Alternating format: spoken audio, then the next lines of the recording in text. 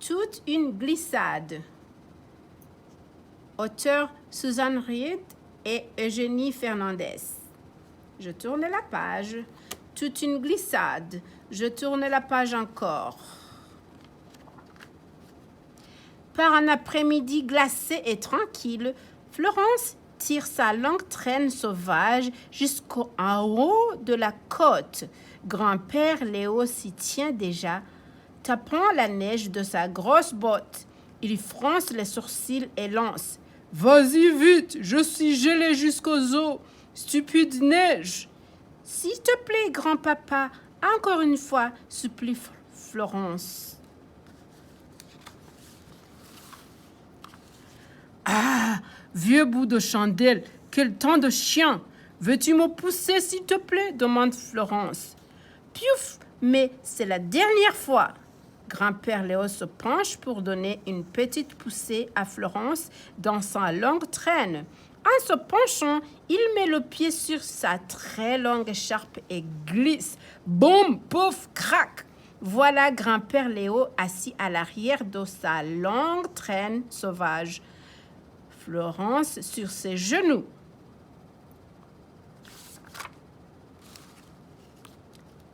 Yahoo! Hurle Florence. Saint-Citron! S'exclame grand-père Léo. Comment est-ce qu'on dirige cet engin? Ils descendent la pente en accélérant, la longue écharpe de grand-père Léo claquant au vent. Yahoo! Hurle de nouveau Florence.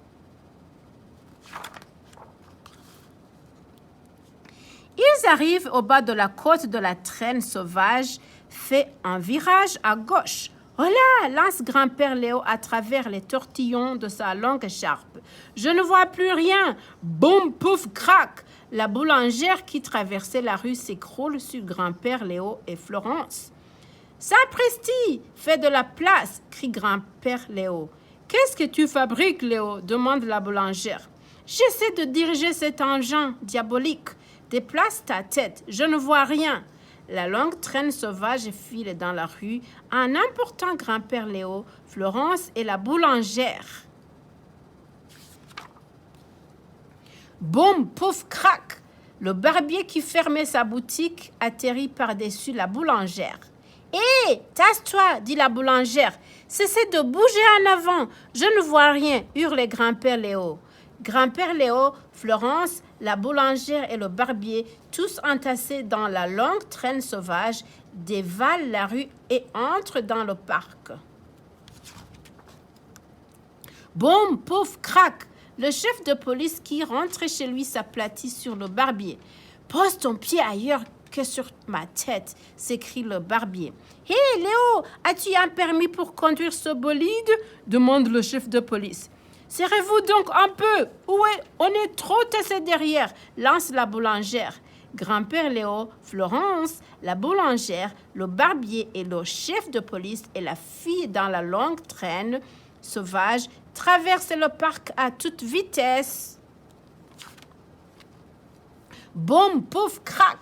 La postière et son sac bourré de lettres tombent sur le chef de police. « Pardon, chef, dit la postière.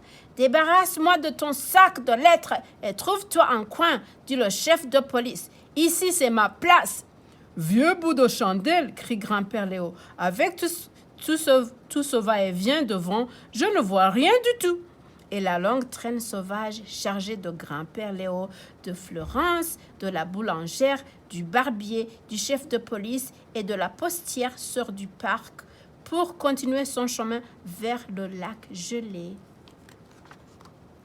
Boum, pouf, crac! Un joueur de hockey déboule sur la postière.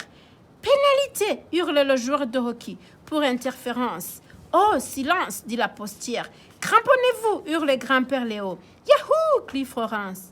La traîne sauvage emportant grand-père Léo, Florence, la boulangère, le barbier, le chef de police, la postière et le joueur de hockey volent sur la glace et filent en plein vers un banc de neige.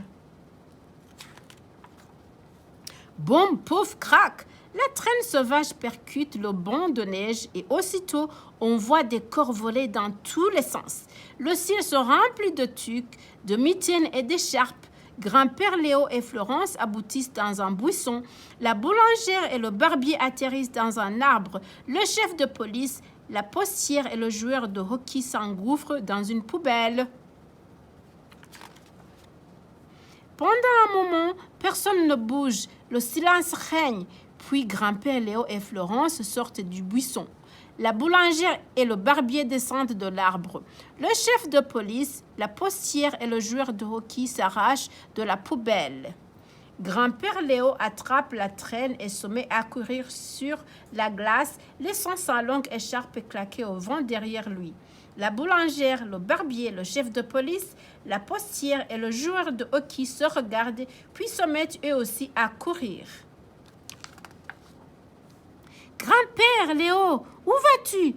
Attends-nous » crie Florence. « Si on se dépêche, » répond grand-père Léo, « je pense qu'on peut faire une autre glissade avant la tombée du jour. » Et c'est la fin du livre.